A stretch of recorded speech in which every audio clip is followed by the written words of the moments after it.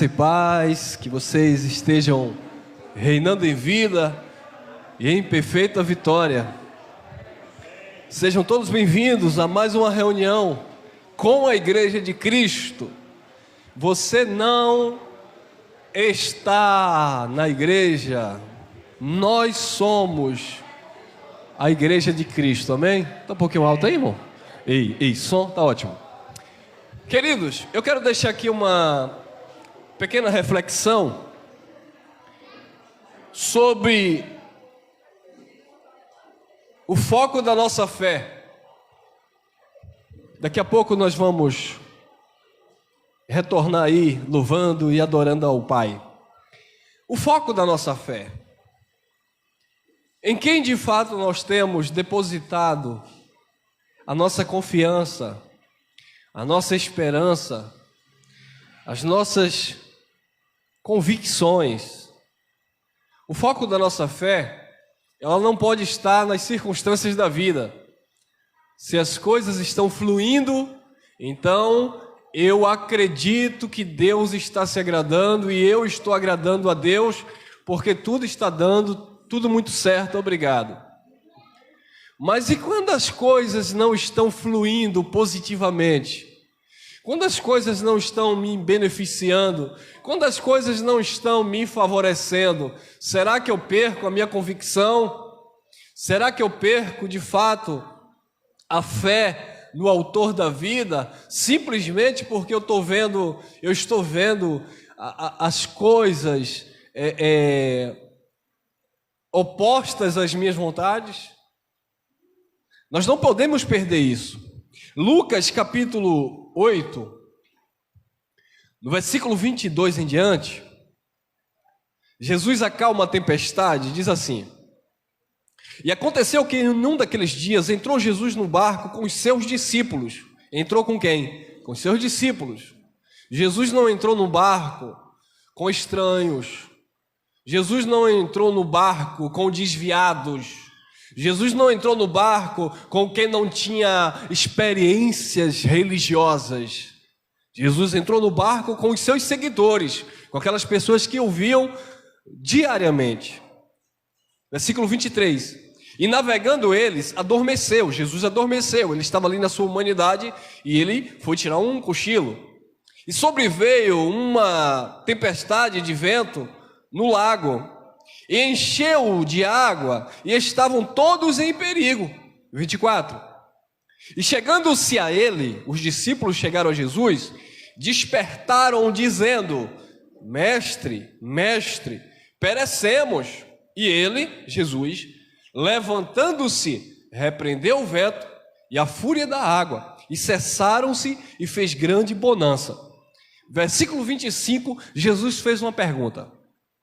E essa pergunta é uma pergunta que ela vem aqui na nossa consciência, porque o nosso culto é um culto racional. Essa pergunta que Jesus fez dentro daquele contexto, dentro daquela situação, porque talvez nós estejamos em um barco furado, em alguma coisa, tá bem entre aspas aqui, em alguma coisa da nossa vida, nós estamos em um barco furado, onde nós estamos vendo ali o perigo eminente. A situação está contrária, está oposta, e eu preciso direcionar a minha fé e a minha convicção naquele que está comigo no barco, mesmo furado. Mesmo que as coisas não estejam andando de acordo às minhas vontades, mas eu preciso entender que eu não estou só. Como acabamos de louvar aqui, você não pode se sentir só, abençoado. Você não pode se sentir desprezado, abandonado. A religião que nos ensinava desta forma: se você não der o dízimo, você está só, porque você está roubando a Deus.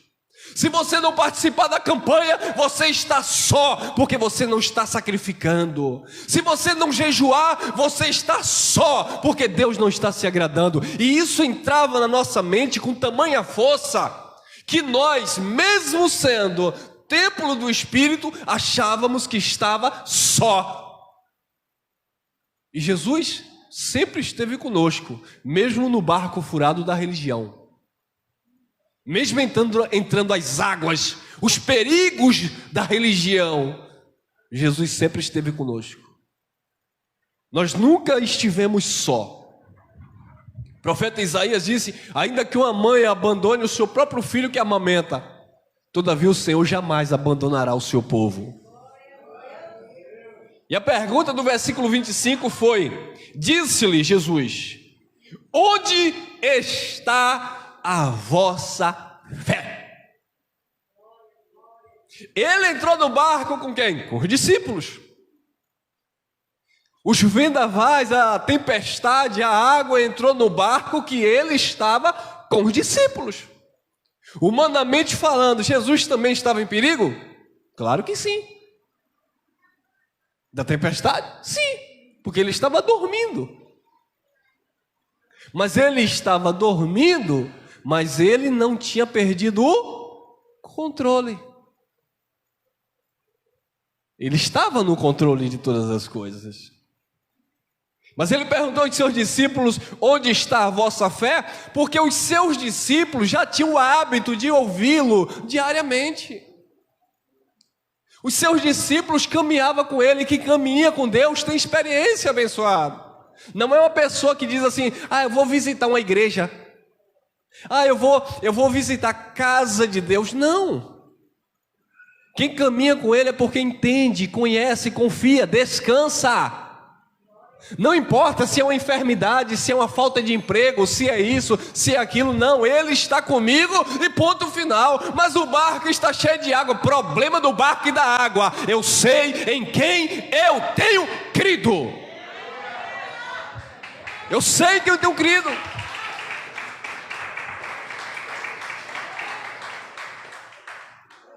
Eu sei em quem eu tenho crido. Eu lembro que quando eu cheguei aqui na capital, eu gosto muito de fazer essa comparação, parecendo Chaves. Sabe aquele desenho, aquele Chaves, né? Todo mundo sabe quem é Chaves.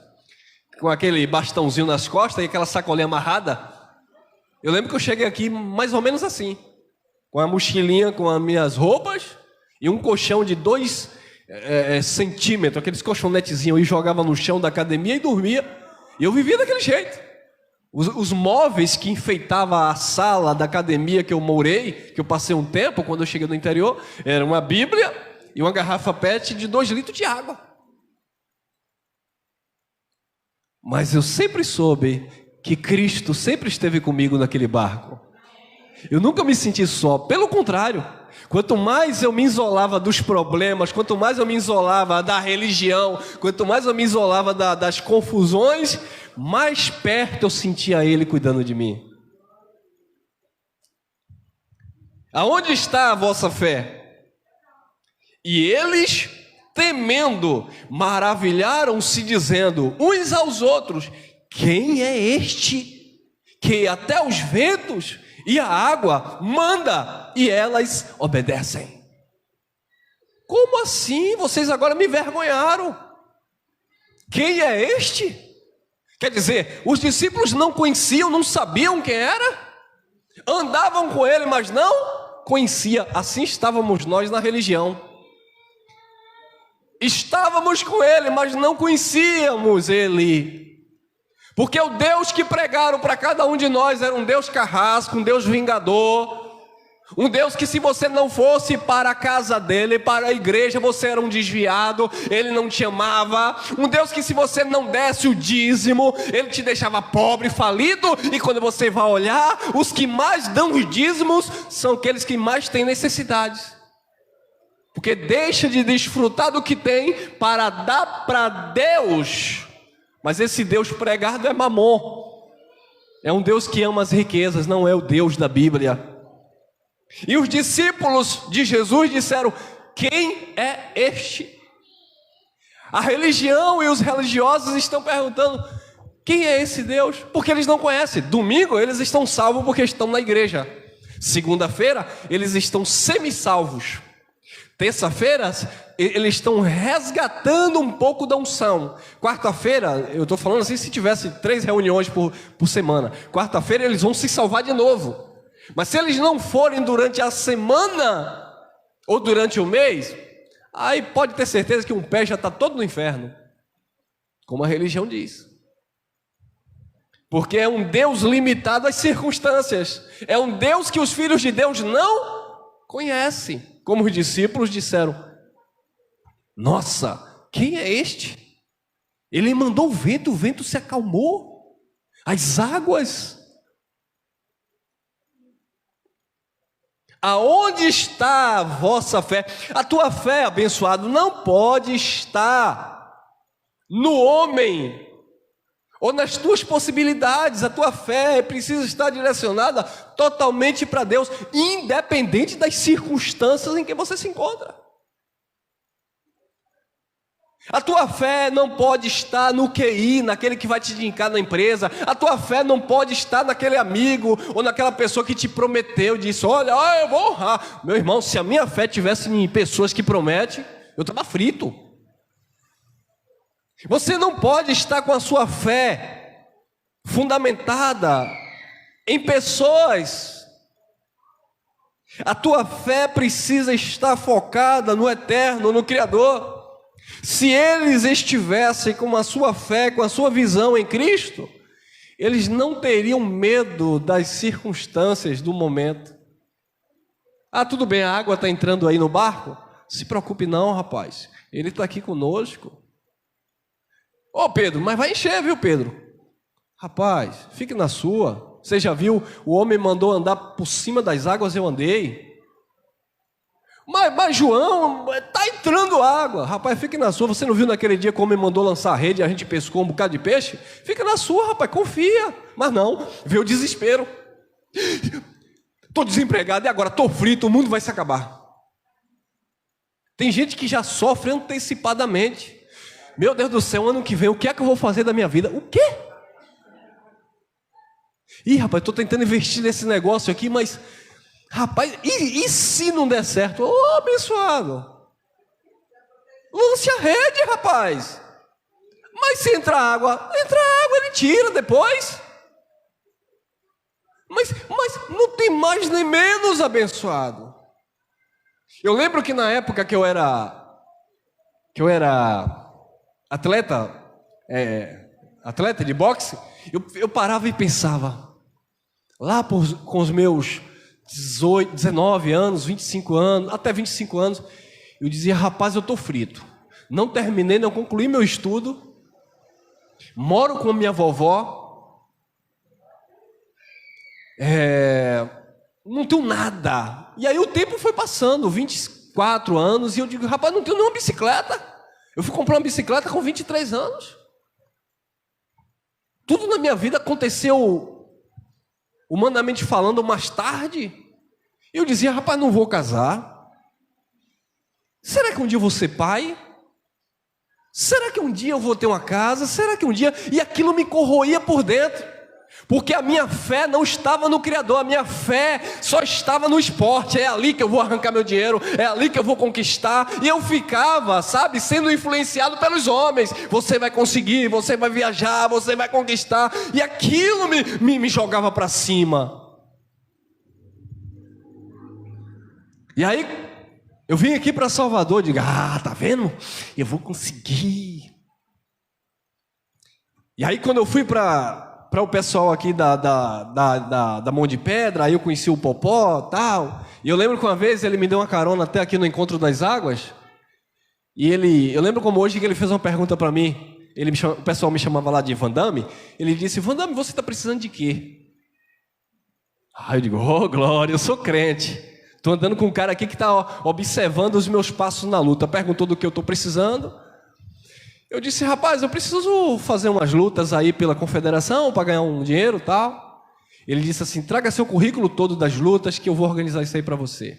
E aí na hora eu lembrei que eu tinha conversado com um colega lá na academia. Ele disse assim: rapaz, você é da onde? Eu falei: eu sou do sul da Bahia. Ele disse: você está morando como? Eu falei: estou morando de favor na academia. Ele disse: rapaz, conversa aí com o homem aí, rapaz. O camarada me deu uma casa.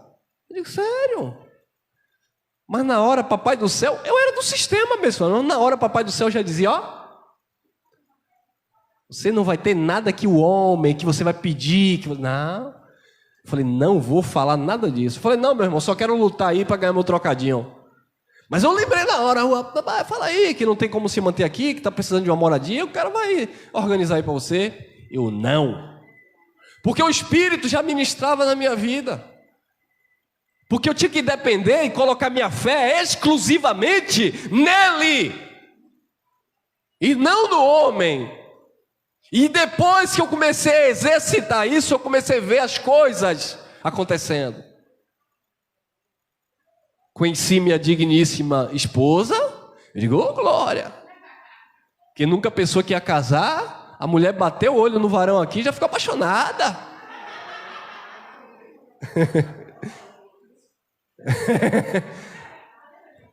E aí, abençoados, eu falei, rapaz, olha Deus agindo aí, rapaz. Então, queridos, eu comecei a ousar depositar minha confiança nele e não nas circunstâncias da vida. Porque senão você fica escravo de um sistema onde você precisa que alguém faça, que alguém lhe empurre. Meu irmão, você só depende da graça de Deus. Somente da graça de Deus. Aonde está a vossa fé? Filipenses capítulo 4, versículo 11 em diante, disse o apóstolo Paulo. Ora, versículo 11, Filipenses 4:11. Não digo isto como por necessidade, porque já aprendi a contentar-me com o que eu tenho. Aí ele vai dizendo 12, eu já aprendi, eu sei estar abatido e sei também ter abundância. Em toda maneira e em todas as coisas eu estou instruído, capacitado, tanto a ter fartura como a padecer necessidade, tanto a ter abundância como a ter fome. Aí vem o versículo 13 que o sistema religioso usa fora do contexto. Posso todas as coisas naquele que me fortalece. Quem me fortalece é Ele.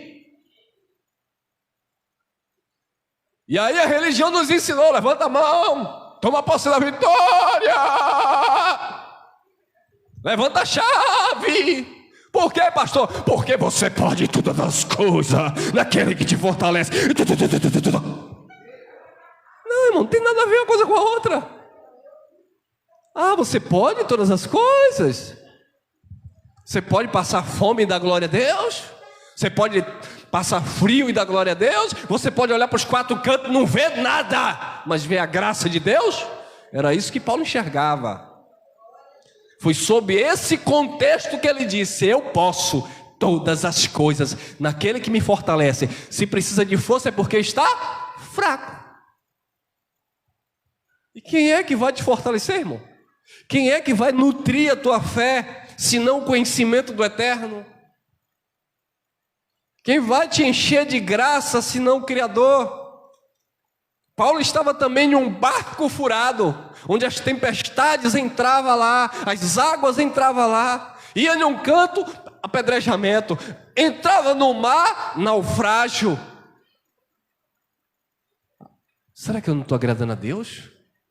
Será que eu não estou jejuando? Imagine se a mente de Paulo fosse uma mente cauterizada pela religião. Será que é porque eu não estou dando dízimo? Será que é porque eu ajudei lá na morte de Estevão? Nada condenava Paulo. O mesmo disse: não há condenação para aquele que está em Cristo Jesus. Mas talvez alguém chegasse para Paulo como chega para você, ou já chegou? Onde está o teu Deus? Cadê a graça de Deus que vocês andam falando aí? Cadê que vocês dizem que estão todos perfeitos? Cadê? E esse problema aí? Aí, os acusadores, né? Esse problema aí, cadê a graça de Deus? Meu Deus, a sua graça está comigo. Paulo sabia disso. Paulo tinha consciência disso, porque já tinha uma profecia acerca dele: você vai sofrer por amor ao meu nome. Não é sofrer por caluniar, não é sofrer por pisar o evangelho, não é sofrer por desprezar a graça de Deus, É sofrer, Paulo, porque você me ama. É sofrer, Elcio, porque vocês pregam a verdade que não agrada aos homens carnais, mas agrada a Deus e edifica as vidas. É sofrer a ponto de perder algumas influências, a ponto de perder algumas amizades, mas ter a certeza que neste barco Ele está contigo. Onde está a tua fé? Aonde está a tua fé? Posso todas as coisas naquele que me fortalece, independentemente das circunstâncias da vida. 2 Coríntios 12.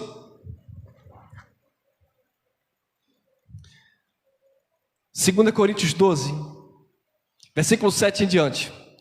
E para que não me exaltasse, tudo Paulo sabia que tinha um propósito. Nada acontecia por um acaso. Você já viu o sistema religioso como eles fica perdido no tempo? Se uma planta morrer no quintal da casa dele, ele diz: o que foi isso?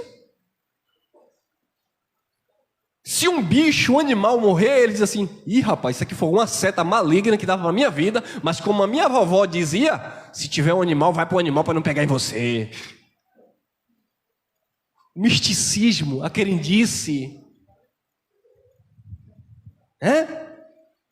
Ei, irmão, quase que eu morro, viu, meu irmão?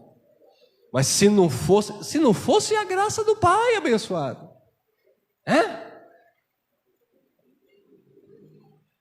Para que não me exaltasse pelas excelências das revelações, foi-me dado um espinho na carne.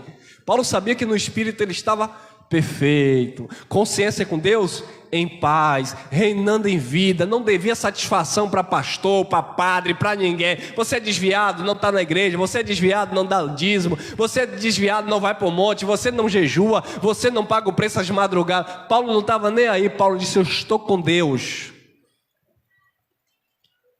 Então o espinho não era no espírito, aquilo não incomodava Paulo. O espinho era na carne, porque na carne todos nós passamos por dificuldade. Na carne todo mundo tem um espinho que machuca.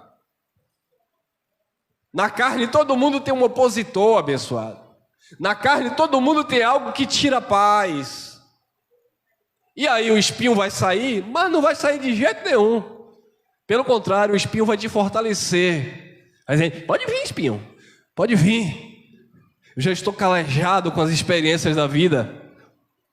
Porque sempre vai ter espinhos, abençoado. E para que eu não me exaltasse pelas excelências das revelações, foi-me dado um espinho na carne, a saber, um mensageiro de Satanás. Satanás aqui é um adjetivo de algo que era adversário, oposto a Paulo. Tudo indica que eram os inimigos da cruz de Cristo, que estavam ali se opondo, apedrejando Paulo, perseguindo Paulo, batendo em Paulo, por causa do amor ao evangelho que Paulo tinha a Deus. Então ele tinha ali um mensageiro de Satanás, alguém que jogava na sua face aquilo que ele foi outrora, como ele ajudou a matar Estevão, como ele perseguia a igreja de Cristo, como ele aprisionava os irmãos. É na minha carne. E aquilo incomodou Paulo, versículo 8, acerca da qual 3 vezes orei ao Senhor que desviasse de mim, passasse de mim aquela situação. Querido, para um judeu orar 3 vezes pedindo a Deus a mesma coisa, é uma coisa inédita. Eles têm a ideia de que Deus não é surdo. E que Deus ouviu o que você pediu, ouviu a tua necessidade e acabou. Não precisa: Senhor, tu sabe, Senhor, que eu fiz aquele propósito contigo, o Senhor vai ter que fazer. No outro dia: Senhor, mas eu já te pedi isso. Ano depois: Senhor. Judeu não agia dessa forma. Pedia uma vez, descansava. Acabou. Senhor, me dá, eu te peço. No outro dia: Senhor, me dá, eu te peço. Senhor, eu estou aqui te lembrando novamente que o Senhor tem que me dar. Para quê? Eu peço a Deus uma vez. Eu tenho uma dificuldade, uma necessidade. Eu peço a Deus ali.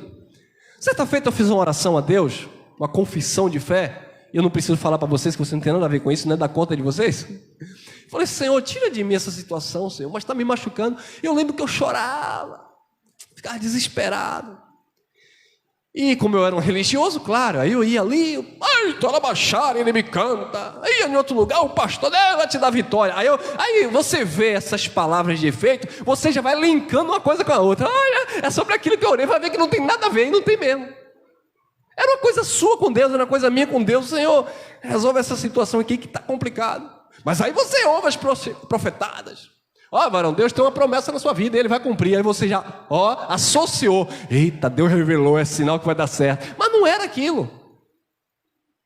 E o tempo foi passando e nada. E eu falei, rapaz, que negócio é esse que eu peço e Deus não age? Estou dando dízimo, estou indo para a igreja, estou fazendo a obra de Jesus. Aí depois, quando eu fui parar, eu comecei a ouvir e entender o que era que papai queria me ensinar. Filho, eu não vou tirar. Eu vou ensinar você a vencer. É algo que está na tua mente. Não é isso que você vê. Não é esse medo.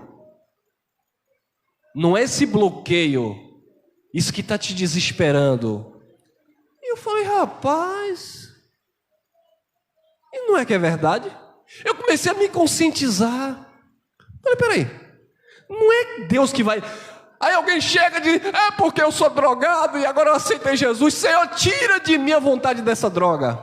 Não foi isso, tá? Nunca usei droga. E se tivesse usado, não tinha problema em falar. Aí penso que Deus vai fazer uma mágica e tirar a vontade de usar cocaína, usar cachaça e falar, não, Deus não vai fazer isso não, abençoado. O Pai vai te ensinar, você vai depositar sua confiança nele, as suas convicções nele, e aí você vai vencendo as suas limitações. Os espinhos que te incomodam na carne, na verdade, eles começam a ver que a tua carne agora está dura. Sabe aquela galinha velha que você vai comer e parece que era bem velha, que a carne está dura? Nada a ver essa analogia, né? Mas o cristão bem alimentado com a palavra da fé, os espinhos vêm e começam a quebrar nele, abençoado. Não penetra mais não. Pode até machucar, fazer uma cócega ali, mas ele vence. Agora, aquele outro que não está nutrido com a palavra da fé, basta ameaçar. Eu lembro que uma vez um espinho entrou na minha carne, literalmente, a minha vovó ia lá, botava meu pé para cima para tirar o espinho, né? E aí usava uma agulha, né? Ô, minha avó, vai doer. Minha avó, calma, rapaz, nem encostei ainda. Quando eu tocava, ele estava desesperado, abençoado. Sofrendo antecipadamente. A resposta de Deus, de Cristo, no versículo 9, disse-me, a minha graça te basta, porque o meu poder se aperfeiçoa na fraqueza. Disse Paulo, de muito boa vontade me gloriarei nas minhas fraquezas, para que em mim habite o poder de Cristo, pelo que sinto prazer nas fraquezas, nas injúrias, nas angústias, nas necessidades, por amor de Cristo, porque quando eu estou fraco, então eu sou forte. Quando eu estou fraco, quando eu não consigo, Ele e a sua graça fortalece. Amém, abençoados?